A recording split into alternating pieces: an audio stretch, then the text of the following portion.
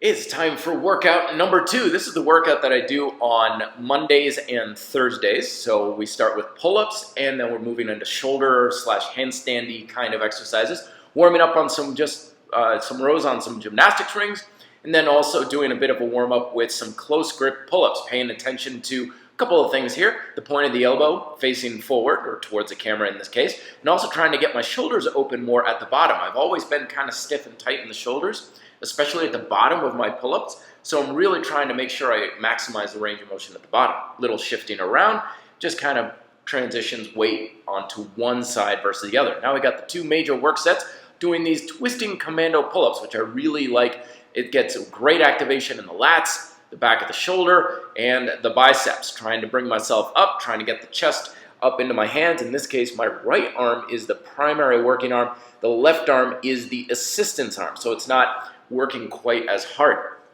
Put about 45 seconds of rest from one side to the other. When you're doing unilateral style exercise where one arm is working harder than the other, but the other arm is still in assistance, you do want to have some rest, because if you just jump from one right to the other, this second set involves working the other arm harder, but you already have some fatigue from the previous set built up. So it is a good idea to have a little bit of a rest. So I'm putting about 45 seconds to a minute of rest in between each one. I'm trying not to let that rest period get too long. Starting to get pretty tired here, just grinding out a few good solid reps. I really like how I've gotten a lot stronger with this in the past month or 2. At the first, I could only do about 3 of these exercises, and they were a lot shakier and didn't have nearly as much control as this. So even if I'm not adding a whole lot of reps, the control and the strength of the reps has definitely increased quite a bit. And then kind of as just a nice little finisher, back into whatever you would do for your warm-up.